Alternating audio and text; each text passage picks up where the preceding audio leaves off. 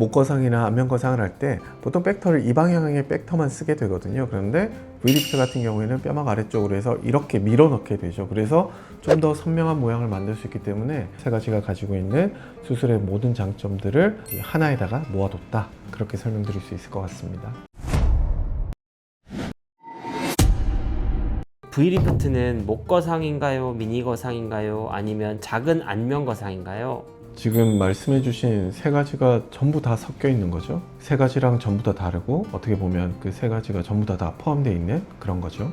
목거상, 미니거상, 안면거상 중 V리프트와 가장 가까운 수술을 하나 고른다면 어떤 건가요? 말씀 주신 대로 목적 자체가 좀 다르긴 한데 그래도 그 중에서 꼽아보라고 하면 목거상에 그래도 가장 가깝겠죠. 이미 미니거상과 안면거상, 목거상이라는 수술이 있는데 왜 V리프트를 따로 만들게 되셨어요? 장점들만 모아서 내가 원하는 형태를 만들어 드리고 싶었거든요. 그래서 어떻게 보면 아예 새로운 방식으로 수술을 만든 거죠. 목거상 같은 경우에는 플라티스마가 늘어진 부분들을 어느 정도는 해결할 수가 있을 거고, 미니거상이나 안면거상 같은 경우에는 흐트러진 피부의 톤, 모양 이런 것들을 조절할 수도 있죠. 그런데 사실 목거상은 그런 피부의 톤을 조절할 수는 없거든요. 하지만 V리프트는 근육도 근육대로 고정을 해주고 피부의 톤도 어느 정도 조절해줘서 세 가지가 가지고 있는 수술의 모든 장점들을 하나에다가 모아뒀다, 그렇게 설명드릴 수 있을 것 같습니다. V리프트는 겉으로 보이는 수술 범위는 작아 보이는데 실제로는 어떤 층을 얼마나 깊게 다루는 수술인지. 겉으로 봤을 때는 절개 자체가 귓바퀴 뒤쪽밖에 없으니까 적은가? 라고 생각하실 수 있는데, 내시경을 활용해서 어떻게 보면 거의 전층을 다 들여다보고 고정도 하고 박리도 하는 거죠.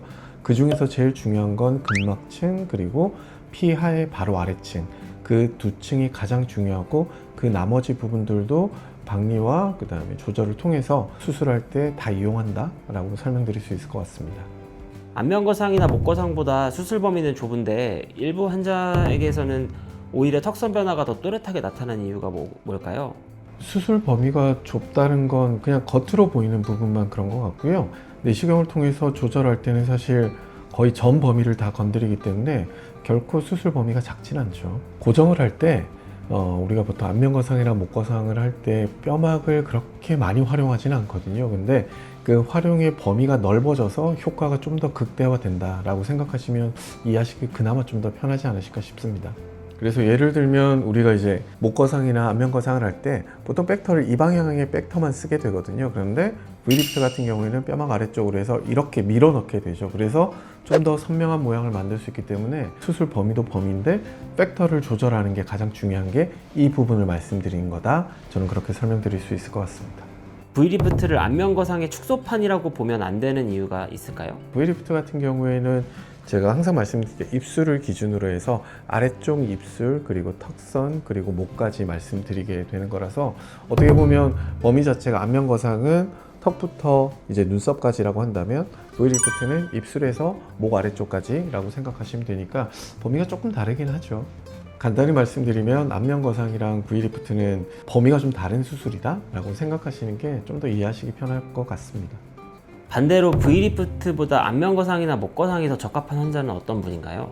피부에 처짐이 과도한 분들 같은 경우에는 제가 이제 환자분들께 말씀드릴 때 종이짝처럼 이렇게 막 접혀 있는 분들이 계시거든요. 그런 분들은 아무래도 피부를 절개를 해야 되는 양이 좀 늘어나야겠죠. 그래서 피부에 절제량이 많이 필요한 분들 같은 경우에는 목거상이나 안면거상을 고려하시는 것도 크게 나쁜 선택은 아닐 거라고 생각합니다. V리프트는 안면거상이나 목거상보다 수술 범위가 작아 보이는데 환자분들은 오히려 더 아프다고 하거든요. 고정을 할 때 항상 뼈막, PAL, 근막 이런 부분들을 팩터에 따라서 좀 더 깊은 곳, 좀 더 얕은 곳 이런 것들을 고정을 많이 해 나가다 보면 사실 통증이 생길 수밖에 없는데, 일반적으로 우리가 알고 있는 목거상, 안면거상 같은 경우에는 피부의 절제량을 많이 필요로 하는 분들이 좀 선택하시기 때문에 고정량보다는 아무래도 피부의 절제량을 좀 더 선택하는 경우가 많기 때문에 이런 경우에 있어서는 통증이 좀 덜하게 되고, V리프트나 걸리버처럼 고정의 양에 따라서 모양이 좀 바뀌시는 분들 같은 경우에는 고정을 많이 하다 보면 당연히 통증은 따라올 수밖에 없다, 그렇게 알고 계시는 게 좋을 것 같습니다. 절개 길이나 박리 범위가 작다고 해서 가벼운 수술이라고 볼 수는 없는 건가요? 절개 길이 자체는 적을 수 있는데 박리의 범위 자체는 사실 적진 않기 때문에 그렇게 부담 없는 수술이다라고 생각하기는 좀 어폐가 어느 정도는 있죠. 그리고 대신에 내시경을 활용해서 최소한의 절개와 박리도 꼭 필요한 것들만 하기 때문에 제가 봤을 때는 되게 간단한 수술이다라고 생각하기엔 좀 어렵지 않나 그런 생각이 듭니다. V리프트의 통증이 큰 이유는 턱 밑에 깊은 조직이나 근육을 직접 다루기 때문인가요?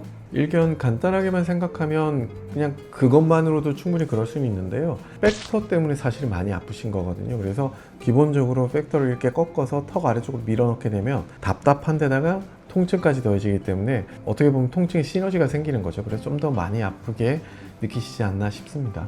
통증이 가장 심한 시기는 언제이고 환자분들이 회복 과정에서 가장 힘들어하는 부분은 어떤 게 있을까요? 재수술 환자분들 그리고 이제 비슷한 수술을 예전에 하셨는데 다른 병원에서